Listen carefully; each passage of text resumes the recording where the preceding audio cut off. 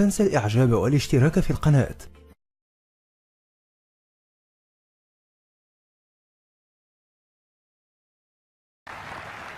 May we have the next question from the gent side in the rear? This is Shekhar here. I'm so grateful to the IRF that we get this opportunity to ask you some questions. And for the first time I've seen you, and I'm glad that I can ask you a simple question. I am a businessman, and one of my only hobby is studying religions. So one of them obviously being the Quran. So my question is fairly simple. Like I really liked what you spoke about Aisha. That was a very wonderful thing that you said. So my question is fairly simple. I'll make it very small. But I really hope that I have the opportunity to cross-question you after you answer me on your answer. Thank you. So we see in Muslim book number 4, number 2127, wherein it says, a part of it that is, he stuck me, Aisha, on the chest, which caused me pain.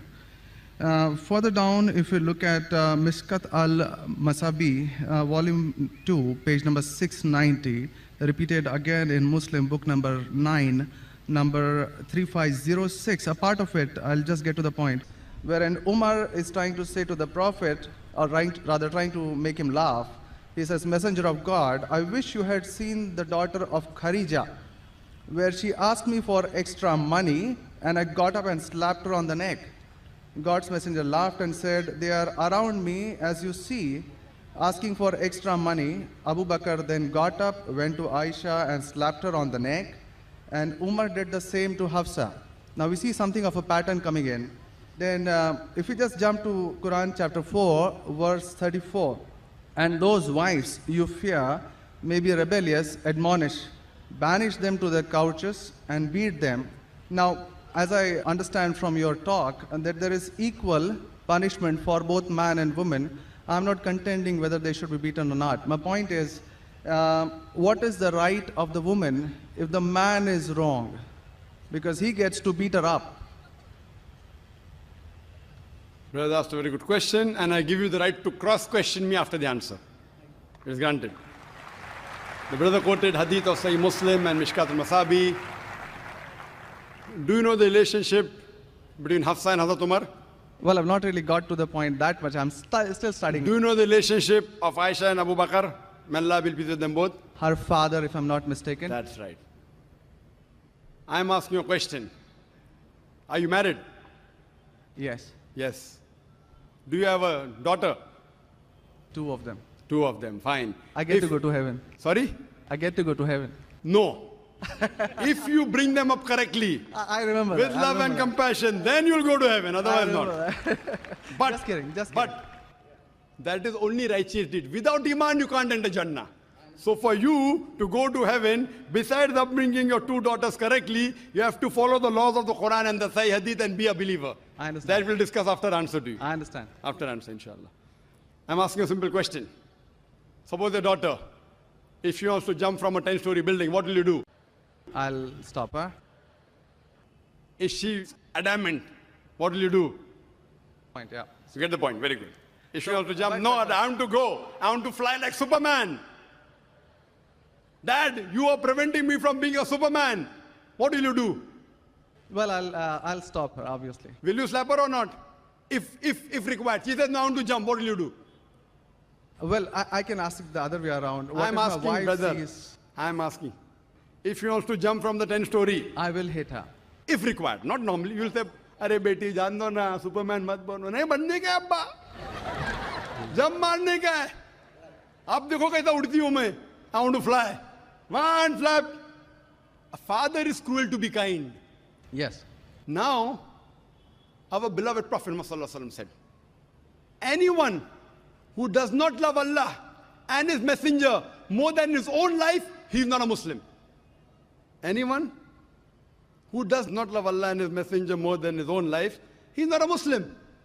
So there are many occasions what happened that sometimes they were disrespectful to the husband. Not a normal husband, Prophet Muhammad. There were many occasions, not one occasion. There are many occasions, Hazrat Umar, may Allah be pleased with him, and Hazrat Abu Bakr, may Allah be pleased with him. When they came to know that one of the wives has caused pain to the Prophet, they were the father-in-law of the Prophet. But they loved the Prophet not only more than their daughter, they loved the Prophet more than their own life. There are many occasions. Which occasion you are referring to, I don't know. There were occasions when they came to know that my daughter has caused pain to the Prophet of Allah. How dare she does it? They being father, they have the right to slap. Not you and me. For us, they are the Ummahatul Mu'mineen. They are the mothers of the believers. But yet, they were human beings. Even the wives of the Prophet. Though they were wives of the Prophet, they are the best examples, yet they were human beings and they did make mistakes. Like the ayah recited by the Qari, Surah Nisa chapter 4, 32. They want equal rights. There was in Surah Azab chapter 33, where the wives of the Prophet tell the Prophet, why don't you give us the luxury of this world? They objected, why are we undergoing such a life of poverty? So Allah sends a revelation. If you want this world, I will grant it to you, but you will not get Jannah. The verse of the Quran says, I will free you. That means, if you want, I will let you go free. Divorce, not that he divorced. And you can get the luxury of this world, but you won't get heaven in the hereafter. And the wives of the Prophet, they repented and they asked for forgiveness and Allah forgave them. So here also it's in context. And going against the Prophet is more bad than jumping from top. Jumping from top, your daughter will kill herself, that's it. Correct? But going against the Prophet is more bad. Did you get the answer? Sir, but my question still stands. I understood your point. I haven't completed my answer. Okay, you asked the question, no problem. My question is pretty simple. I haven't completed my answer yet, brother. All right. Because I know your question was in two parts. Then you quoted the verse of the Quran, Surah Nisa, chapter 4, 34. Yeah. And said about wife beating. I want to complete that before you answer. Otherwise, you said Zakir answered half. I only answered one part of the question regarding hadith. The second part is of Surah Nisa, chapter 4, verse number 34. Exactly after the verse that was recited by the Qari. After verse which says, Ar-Rijalu Qawwamuna 'ala an-Nisa, that the men are the protectors of the women. The verse says that if they're disobedient, then don't talk to her. After that, don't share the bed. Then the Arabic word is daraba, means beat her lightly. The Arabic word is beat her lightly, daraba. Ibn Abbas, may Allah be pleased with him, said, when you beat your wife, you should not beat on the face. Point number one. Point number two, when you beat your wife, there should be no mark left on her body. And he gave an example, beating with a miswak. Miswak is toothbrush. In modern way, I will say beating with a handkerchief. Handkerchief. Now, if you beat your wife with a handkerchief, it is symbolic. It is not wife bashing. Wife bashing is not allowed in Islam. Wife bashing means one shot on the face. Hit so hard so that the mark remains. She'll remember you for the next 1 week or 2 weeks. In Islam, wife bashing is prohibited. It is daraba, means beat her lightly. That means first you tell her she's wrong. You admonish her. Don't share the bed with her. Ultimatum. Last warning. Beat her lightly. Now, what I said, for any crime committed, the punishment is same. Punishment is same. Beating lightly is not a punishment, it is a warning. Can you do the opposite? Can the daughter hit the father? What if your daughter slaps you? Will you like it? No. Why? Equality. Let me complete my answer. You talk about equality, if your daughter slaps you, will you like it? No. No. There may be occasion when you get lunatic, when you become very old, and if you want to jump and then she slaps you, I will agree with her, correct? Though you said, no, I'm agreeing with you. I understand. I'm helping you. You understand, but you don't understand me. No, I do. I'm helping you. Okay. If you grow up and you become a lunatic, you become senile, you want to jump from the 10th story, your daughter says, Abba, mat karo, don't do, father. She may have to slap you. She's doing in good faith. Accept it. Right? Now here, where a husband is giving a warning to the wife, if the wife does the same, what will the retaliation be? Imagine, suppose there's a massive person, bodybuilder comes and acts macho with you. If a small man comes, maybe you'll hit him. A macho person, Arnold Schwarzenegger, comes and tells you something. Will you hit him? Will you hit him? No. Though you may have a lot of guts, but Arnold Schwarzenegger, no. Why? Similarly, since Allah says in the previous verse, man has been given more strength than the woman. So a physical warning, a symbolic warning, a man can give to a woman can't give to a man. A woman can't. There are other things. There are other things she can do. Such as? Such as, for example, if she has to cook food in the house, it's the duty of the husband to get market. She can refuse to cook. If you don't get market, I will not cook. She can object. Very well. She can object saying, I will not cook. It's an objection on her part. If, for example, he is not offering salah is important, she can object nicely, with love and affection. My dear husband, please offer salah. Then she may get a little bit angry also, no problem. Getting angry with husband is not allowed, unless it's for the sake of Allah and His Rasul. But not physical. She can't get physical. If she gets physical, there will be retaliation. It will never work. Imagine your wife slapping you. Will you leave her? Fine, you may say, Jando. So, what do you realize? This is a symbolic beating. What the Western media has done, they portray as though it is wife bashing. Where is wife bashing? You know the hadith also. So, because of that, Islam is the best way of life. It shows you how to lead life with your wives also. Hope that answers the question. If you have any counter question, you're most welcome, brother. Yes, actually 2 points on that. Primarily, the first thing that you said is a daraba, which means basically tapping. And as I understand from the Hans Word Dictionary, it comes from the word idrib. And now, if you look at it, the Arabic word is used in 2 ways. One, to strike up a poem, the word idrib, from which the word darwa is taken out. The first is to strike up a poem, and the second, which is used 12 times in the Quran, is a physical action of striking. Strike off? Strike up a poem, or strike up a poem. Strike up a poem, metaphorically. Second part is the physical action of striking. It's used again in Surah 8:12, wherein it about an angel strike off their heads, strike off the very tips of their fingers. The same word is used. So how can the same word be interpreted there as lightly, but here as very good question. The second part. Very good question.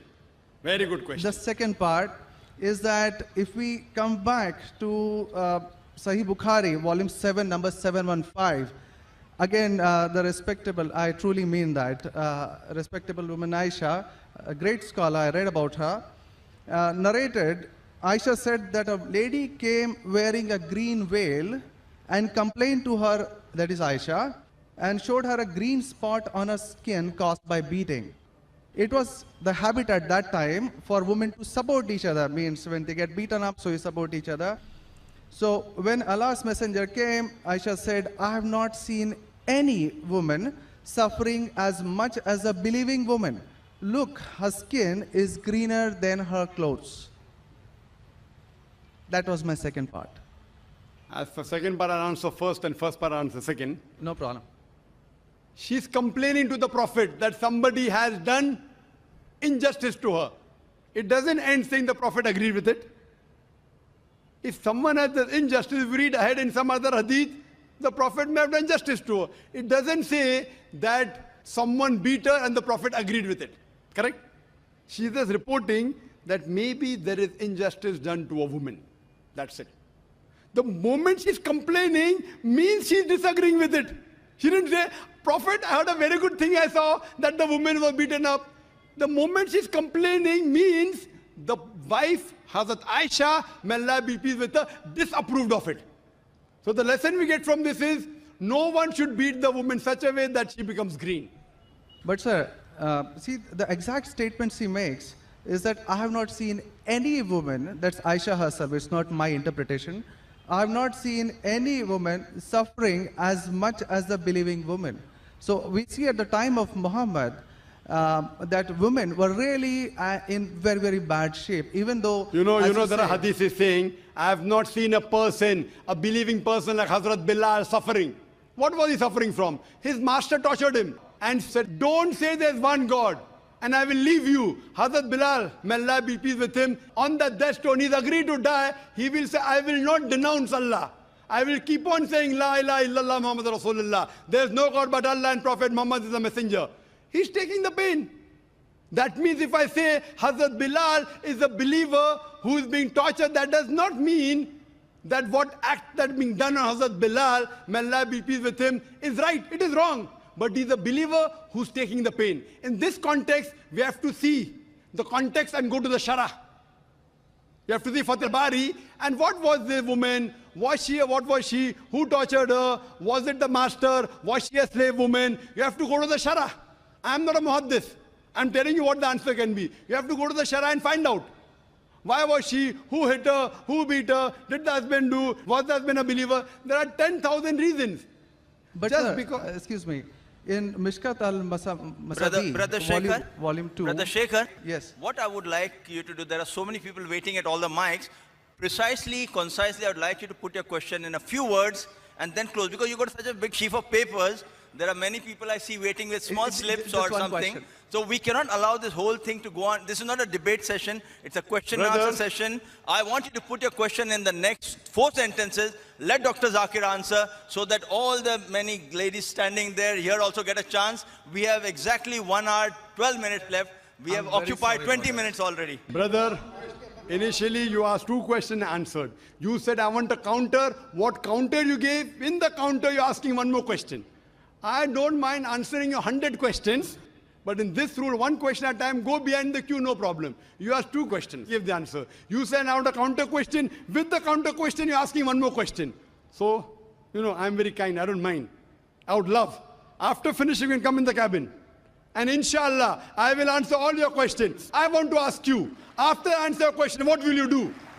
Will you believe in the religion Hazrat Aisha believed? Yes or no? I yet have to answer your counter question. Well, it's not just this 1 point. There are many, many more. I'll answer inshallah all. How many are there? 10, 20, 50, 100? How many? Well, we can sit on that. How many approximately? Well, there are many more. I have not How really many? counted 10, 20, 100, 1,000, 10,000? How many do you have now in your mind?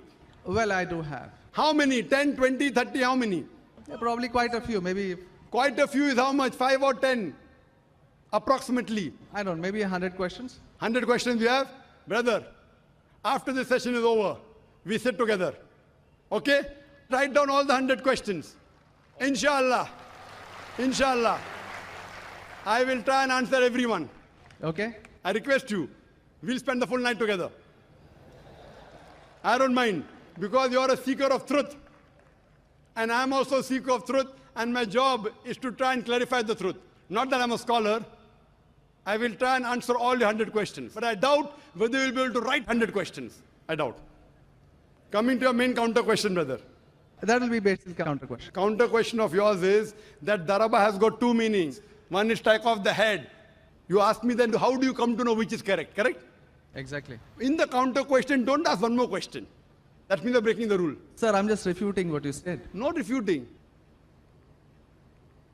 See, you asked the counter question. Counter question was of daraba has got meaning of striking. That is the counter question. In that counter question, you asked 1 more question. You can't ask 1 more question in a counter question. You can ask 1 counter question, but that was a fresh question that you asked. Now coming to your question of daraba. You said striking, I agree with you. How do you come to know one time it is lightly beating, one time it is striking of the head? You know the verse in the Quran is there, in Surah Maryam, chapter 19, verse number 47. Mary, may Allah be pleased with her, she says, when Archangel Gabriel says that you shall have a son. So she says, how shall I have a son when no man has touched me? How shall I have a son when no man has touched me? Now if you go to the Lugha, your hands-wear dictionary, all lanes, I believe you read my dictionaries, all this you can on the internet. It's not difficult. You go on the internet and type, you'll get 100 questions against Islam. Not 100, you'll get 1,000. Very easy. Not that a person has done research. If you had done research, you'd have come to know who was whose father and who was whose husband and mother, everything. But you go on the internet, you get this very easy. Now, the Arabic word masa has got 2 meanings. Physical touch, it means sexual touch. So when Mary, may Allah be pleased with her, she says, how shall I have a son when no man has touched me? It is understood. It is not physical touch, it is sexual touch. Correct? Yes. Similarly, There are several verses in the Quran. Now, when there are 2-3 meanings, even both can be correct or one can be correct. To have more details, you go to the hadith. Hadith is the commentary of the verse of the Quran. Correct? Maybe the same word has got two meanings. In that verse, it means meaning number 1. In the second verse, it meaning number 2. Hadith is the commentary. So when we go to the hadith of this Surah Nisa, chapter 4, verse 34, talking about daraba, there the Prophet said, do not beat on the face. Do not leave a mark. Beat like a toothbrush. I gave the answer, but you were so much concentrating on the notes you have that you forgot my answer. If you have heard my answer, that if there are 2-3 meanings, all meanings cannot be right. Maybe one is right, maybe 2 are right, maybe all 3 are right. Therefore, you have to go back to the Prophet. The Quran says, Atiullah, Atiur Rasul. Obey Allah and obey the Messenger. So when there are 2-3 meanings, you have to go to the hadith and find out what did the Prophet mean by that word. So there when it says strikes off that, it means strikes off. Here it means strike lightly. So therefore, if you know the supplement is the commentary of the Quran, it's the hadith. Without the authentic hadith, you cannot understand Islam. So a prophet said, it means beat lightly, like beating with a toothbrush, don't beat on the face, don't leave a mark on the body. So these are the guidance given by Rasul. Therefore, it is obligatory that besides the Quran, you have to follow the authentic hadith. Hope that answers the question. And inshallah, I'll wait for you after 10 o'clock in the speaker's lounge, inshallah. Yes, Brother Shekhar? Thank you. And since you have 2 daughters, you said you have 2 daughters and you want, sorry? And one son. The son, there's no hadith saying the son will take you to Jannah here. Yeah. If he becomes the pious son, and if he prays for you, inshallah, even he will be a pathway to Jannah. What I want to see to it that besides good deeds, you even have faith. Faith is one of the important criteria to go to Jannah. And since you have an urge to go to Jannah, to paradise, inshallah, I pray to Allah subhanahu wa ta'ala, may He make me the zarya, the pathway to take you to Jannah, inshallah.